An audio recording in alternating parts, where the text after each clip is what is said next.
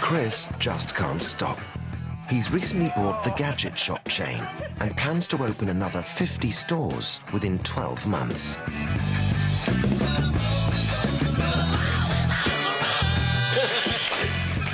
Oh, yeah. I don't know where the energy comes from at times, and I do enjoy all aspects of my life, and I love the social side, and I love everything with the family. Oh, no. I can have a whole mixture of, doing an 18-hour day of work, and then I can go and party until 4 in the morning, and then I can get up again and still be in the office at 8 o'clock. Fantastic product. I mean, are we fixed on these dates now?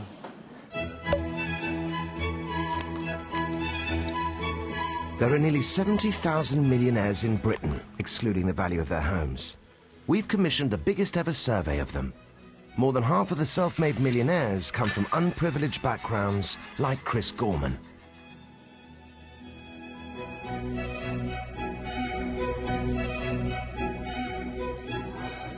Anita Roddick is typical of the millionaires we studied. She comes from a poor background. Her father died when she was 10, and her mother ran a small cafe. I think the best entrepreneurs are those that have their back to the wall. There's all those sense of losses that come with an entrepreneur. Me, it was loss of father, pushed into being much more responsible. So my childhood was less, no money. So you had to think really creatively about how you survive. And you think on your feet faster than when you have money to set up your own business. Back at the test centre, the psychologists think they've spotted the first millionaire. But there are 4 more to find. The next game is a simple task of throwing a ball into a net. The further away you stand, the more you score, but the greater the risk of failure. The psychologists expect the non-millionaires to be cautious, trying to avoid failure. It's what's known as harm avoidance.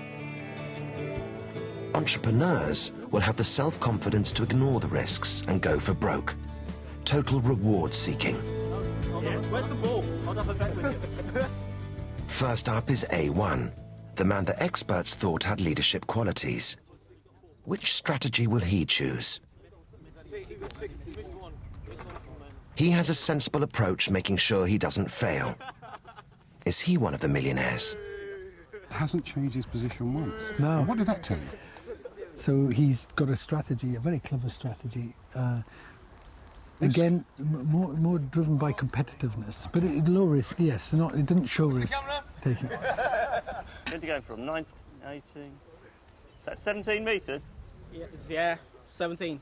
Yep. A2, so argumentative earlier, has a very different approach.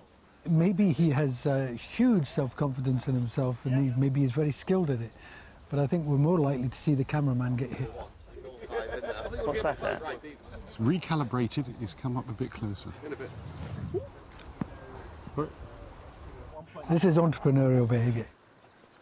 He's a hopeless shot, but they like his risk-taking. Oh, I nearly got it. Yeah. What drives someone to think that way and behave that way? He is absolute belief that he can win in the things he's decided to participate in. Well, there's not much for people to beat there. So you'd think entrepreneur? It's a good chance of being an entrepreneur, that guy. Yeah. One of the main characteristics you find in entrepreneurs is self-belief.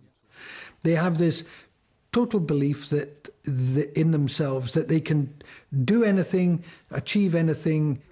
It focuses them on those things that they know they're going to win at. So our winner with 10 was A1. Congratulations.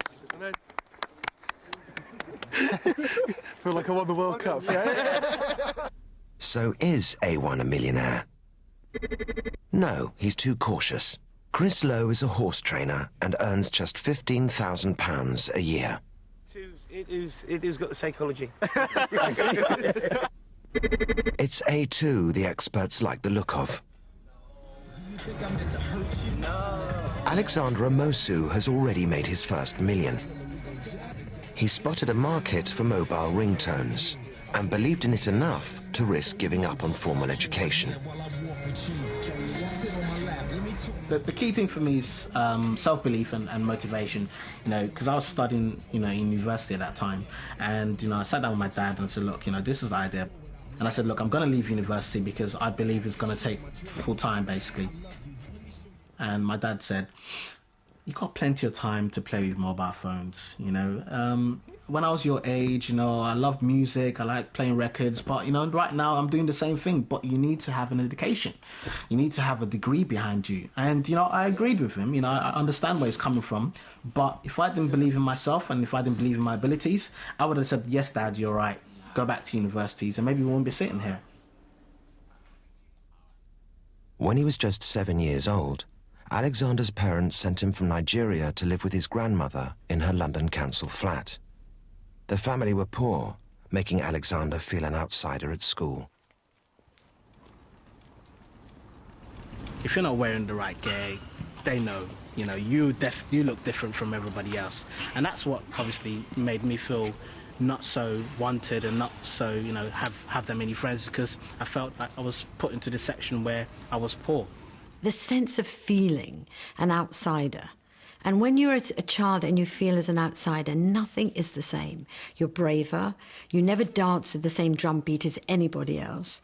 You have no sacred cows. You're not frightened of anything. Desperate for acceptance, Alexander tried several money-making schemes. But like many entrepreneurs, he kept going until he struck gold.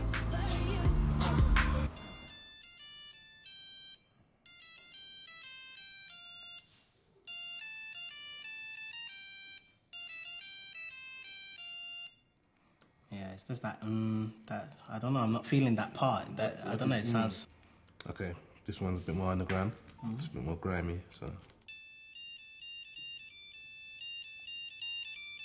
Alexander's unquestioning self-belief is tempered by his level-headed colleague, Stavros Williams.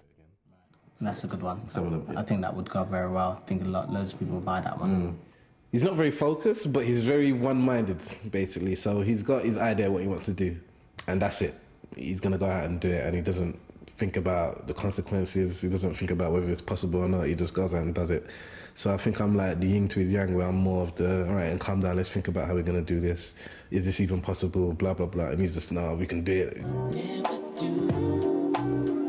Alexander had been working as a DJ and realized that ringtones of club hits had a huge potential market.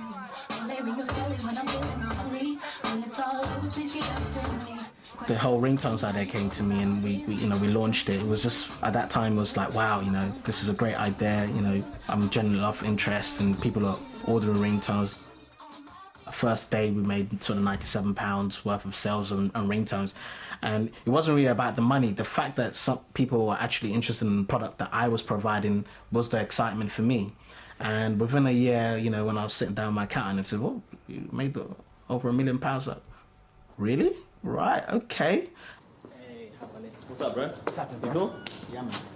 Got the stuff, yeah? Yeah. Alexander was teased at school for his cheap clothes. Now he can afford to set the style by being kitted out by fashion guru Wale Adeyemi, a man who's more used to dressing stars like the Beckhams. Yeah, we've got a tracksuit. Okay, oh, yeah. Yeah, that's what I'm talking about. I think if you talk to a lot of entrepreneurs in this country, you'll find there's some common traits. They don't all come from the same background, but there are some common psychological traits and maybe some common causes of those traits that come out. One that comes up again and again when you interview people is that they've suffered some kind of financial crisis or financial problem in their childhood. Not them, but their parents. They've witnessed their parents undergo some kind of trauma. And that, if you like, has clearly set off something that makes them want to work harder, to achieve more, to go the extra mile. Cool, so that's you straight then? Yeah, man, that's me. All right, well, let's package everything up. Got another meeting to go to. So, all right, bro. Yeah, man, that's cool.